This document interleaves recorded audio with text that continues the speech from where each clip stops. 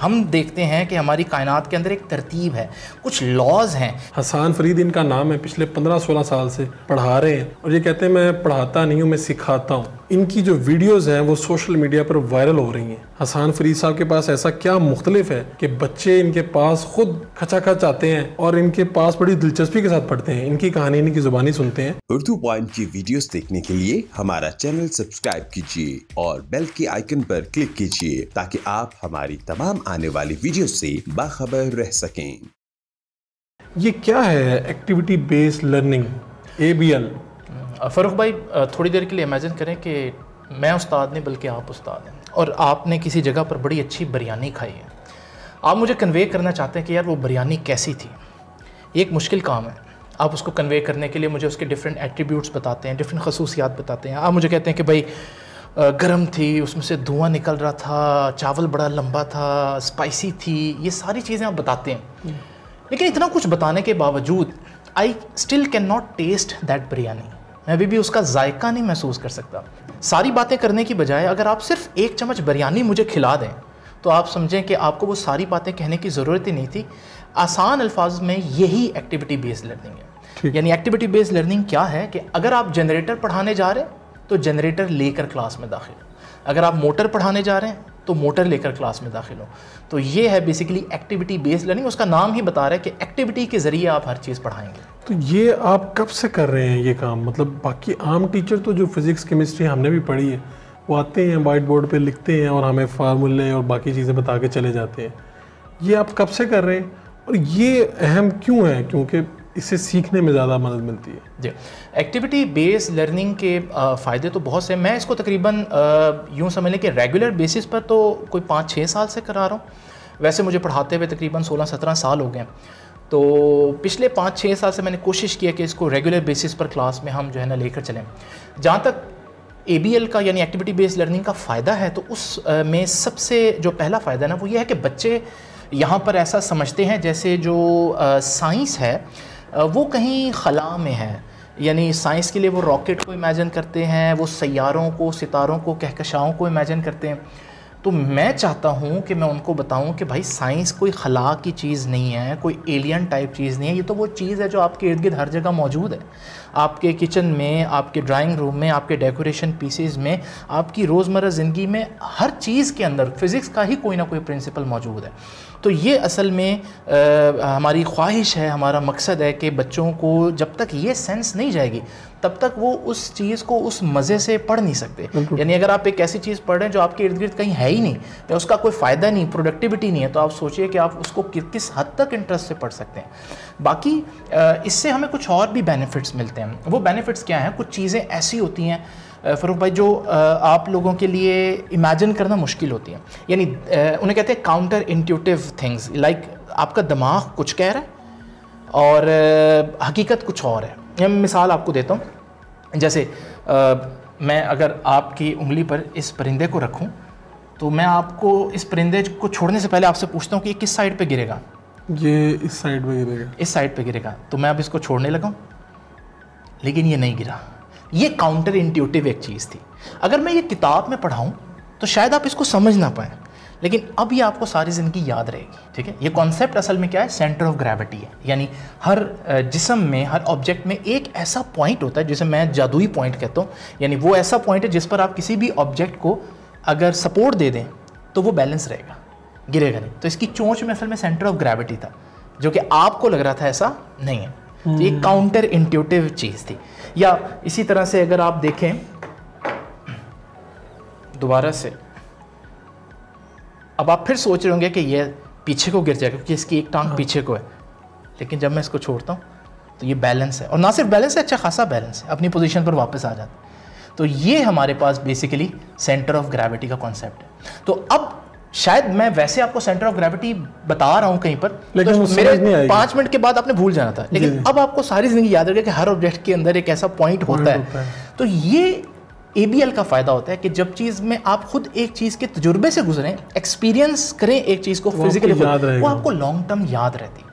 तो ये असल में हमारी चीज़ है। अब दूसरी बात, तो ये जो ABL है तो बड़ा महंगा काम है कि मतलब आप कह रहे हैं कि अगर आपने मोटर पढ़ानी है तो आप वो लेके क्लास में जाएं, वैसे तो हम टीचर नोट्स लेके आते हैं क्लास में, तो ये कैसे मुमकिन है कि आप जो चीज़ बतानी है सिखानी है वो लेके आएँ और प्रैक्टिकली करवाएं?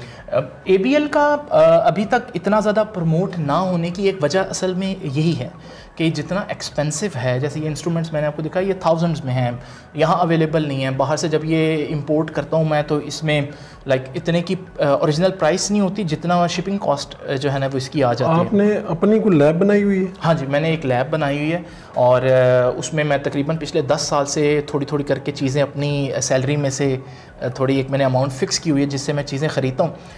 बल्कि मेरे कुछ ऐसे दोस्त भी हैं जो मुझे मेरे इस आइडिया पर बड़ा यकीन रखते हैं, तो वो इसमें जो है ना वो कह लें कि एज ए गिफ्ट समटाइम कुछ चीज़ें देते हैं या मुझे इसमें सपोर्ट करते हैं। आपके पास क्या जादू है कि लोग इतनी बड़ी तादाद में, मैंने देखा कि आपके सेशंस हैं और बच्चे और बच्चियाँ बड़ी तादाद में बैठे हुए हैं, तो वो इतनी ज़्यादा तादाद में और टीचर्स के पास तो नहीं आते, आपके पास कैसे आते हैं? देखें यहाँ पर इम्पॉर्टेंट बात यह है कि ABL चीज़ों को बहुत आसान कर देते हैं। जैसे एक तो चीज़ है ना कि आपको हमेशा याद रहेगी, मिसाल के तौर पर एक चैप्टर है हमारा इलेक्ट्रिसिटी से लोगों की जान जाती है। वैसे इलेक्ट्रिसिटी से वैसे भी जान जाती है, लेकिन इस चैप्टर को पढ़ने से भी लोगों की जान जाती है। तो मैं मिसाल के तौर पर अब आपको इलेक्ट्रिसिटी अगर समझाना चाहूँ तो मैं जितनी भी बातें करूँगा वो इलेक्ट्रिसिटी वहाँ पर क्लास में मौजूद होगी नहीं। तो अगर मैं कुछ ऐसा एक्सपेरिमेंट करूँ, मिसाल के तौर पर ज़रा सोचिए कि मेरे पास एक बैटरी है और आप इसको एक एंड से पकड़िए। अभी आप देख रहे हैं कि इसकी लाइट्स नहीं जल रही, इसका मतलब इसमें से कोई करंट पास नहीं कर रहा। उसकी वजह क्या है? आप और मैं मिलकर एक क्लोज लूप या क्लोज सर्किट नहीं बना रहे। अगर आप अपना हाथ ऐसे करें और मैं आपके हाथ को टच करूं तो आप देखेंगे अब आपके और मेरी बॉडी में से एक करंट पास कर रहा है, क्योंकि अब हम एक क्लोज लूप है।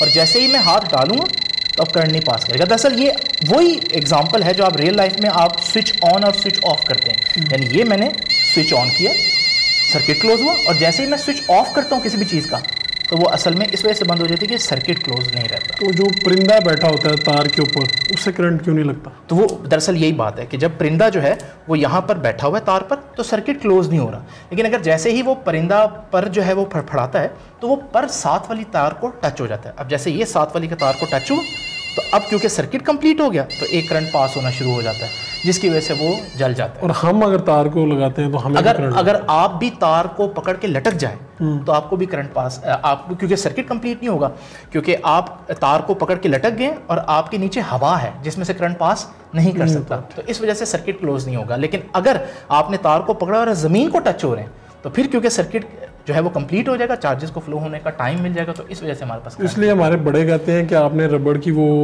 चप्पल वगैरह पहननी है, क्योंकि रबर की जब आप चप्पल पहनते हैं तो वैसे तो आप फिजिकली ज़मीन से कनेक्टेड होते हैं, लेकिन अगर आप देखें मिसाल के तौर पर आप इसको टच करें, ये प्लास्टिक है, आप देख रहे हैं कि अभी भी हमारे में करंट पास नहीं कर रहा। फिजिकली अगर देखें तो सर्किट क्लोज है, लेकिन अगर आप देखें बीच में प्लास्टिक है तो वो बिहेव ऐसे करे जैसे सर्किट क्लोज नहीं है। अगर इसकी जगह कोई मेटल होती,